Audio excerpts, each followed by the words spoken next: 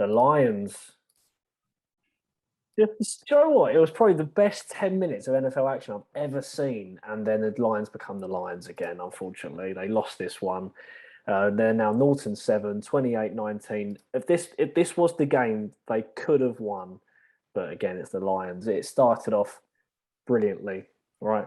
63 yards, DeAndre Swift touchdown, 7-0. And you're thinking, great start, well done. Onside kick, you're like, oh, okay, right, here we go. Onside kick, they get the ball again. Matt Stafford's not even been on the pitch, and we've gone about 7 minutes of the whole game. They do the onside kick, they get the ball back, they then go on fourth down, and we think, okay, well they're just going to punt the ball away. No. Dan Campbell wants that ball. He doesn't want Stafford on the pitch. He's going to stay on there as long as he can. Fake punt to the left, thrown it, brilliant catch, but that was the time they had to get another touchdown. They did the whole playbook right there. They played out what they had. They went 10-0 up with a field goal. Matt Gay reduced it to 10-3. They get the ball back again. If you're going to win the game in the NFL, especially against the Rams, you need to then convert it into a touchdown. It was another field goal for them, 13-3, second quarter. It was pretty much game over from then on.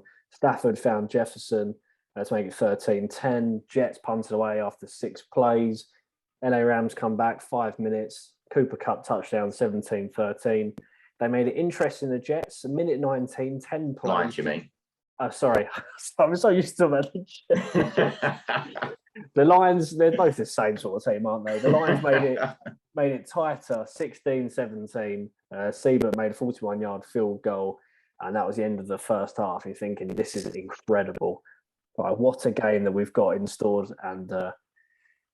and it was, the Jets were, why am I keep saying the Jets? Oh my God.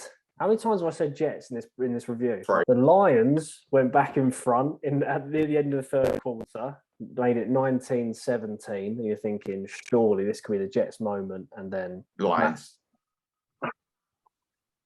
What is happening? What is happening? I'm looking at Lions on my screen. The Lions made it interesting. They made a field goal. They made it 19-17. Then Matt Stafford come back, found Cooper Kupp for a 5-yard touchdown, made it 25-19. In the fourth quarter, the Lions got the ball back. They drove it down the field, 9 minutes, 73 yards, 17 plays, and then a typical Jared Goff interception killed them. I almost said Lions, but it's the Rams. The Rams then went down the field, got a field goal to make it 28-19. It was pretty much game over. But then Jared Goff thought, no, it's not over yet. Let me just add something extra. And he threw another interception after 5 plays for the Lions. And they lost this one, 28-19.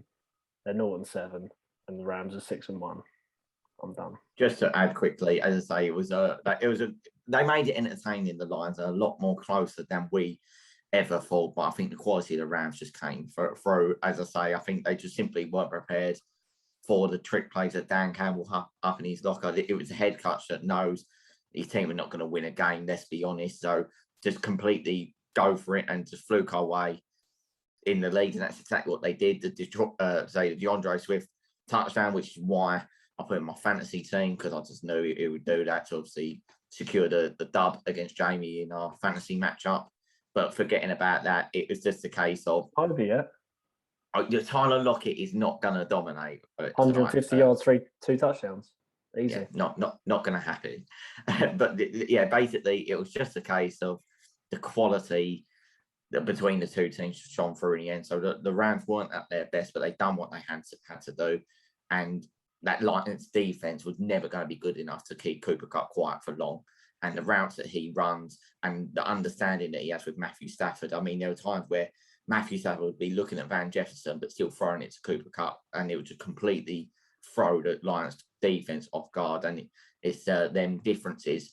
But you think if the Lions are playing better against the teams that they should have beaten, then it would have been a different story. But in the games they should have done better in, they got absolutely battered. And I think it's just the inconsistencies all round is why they are what they are, really. But yeah, the Rams were just too good in the end. And the best teams always find a way to win, even when they're not at their best.